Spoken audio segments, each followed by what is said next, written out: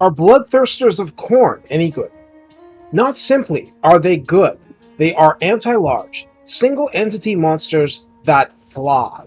They're not just good, they're hell-sent help against lords and flying monsters, and lack of them hurts you a lot during much of a campaign. Let's look at the details in 4K. Please like, subscribe, comment, and consider donating through my Ko-fi page. Thank you. Bloodthirsters are expensive, but there's a reason for that. There are tougher monsters. 7732 on Ultra is only okay for hit points, but good grief, this thing flies at 95 speed. That's not slow or ponderous. So that's your first clue this is an amazing unit. Armor is 70, Minotaur level. It's demonic, of course, so 20 physical resistance and 25 spell resistance. Leadership is 75, which is, decent. Default melee attack is 60 base, and attacks are flaming and magical. Magical is nice, but I want to get this out of the way.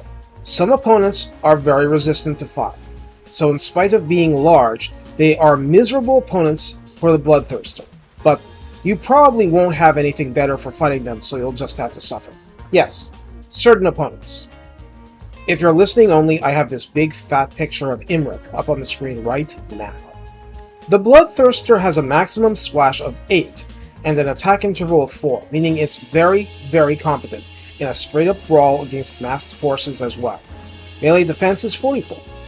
Weapon strength is 480 with 145 base and 335 armor piercing, which is quite forceful. Charge bonus is 55, which is considerable. Bonus versus large is 25, same as the Minotaurs with great weapons. So that's a base 85 melee attack with each swing at a large opponent, be it monster, cavalry, or lord. It inflicts serious armor-piercing damage, and of course the damage is raised a bit with the bonus and the charge bonus if applicable. But it's the fat increase to your 2-hit value you should be most interested in. 85 melee attack without chevrons means it is consistent at hitting and seriously damaging the biggest, thorniest opponents, which means it's not all up to your lords.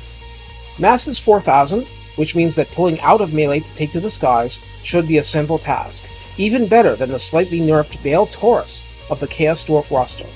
As lord skills go, Harbingers of Death will give all Bloodthirsters plus 8 melee attack and plus 16 weapon damage at rank 3, and Rush to Slaughter will make them even faster, 15% missile resistant, and plus 12 charge bonus at rank 7.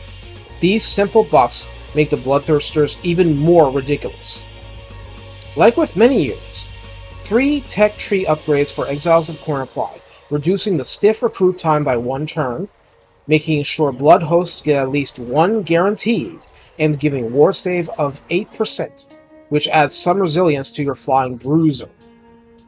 Aside from mentioning this unit of course causes terror, there's nothing more to tell. It's a simple unit. It's a powerful unit. It absolutely rocks. It relieves pressure from your lords and renders you able to threaten the worst of the enemy roster, with 95 speed to work with. Yeah, it's expensive, but you get so much for that price. Just remember it has a little bit of a glass jaw, but it punches so hard, you probably won't care. There are situations where offense is very much the best defense, and lack of offense that is focused and targeted on a single enemy tends to get Khorne armies mauled. Bloodthirsters are key to ending battles efficiently.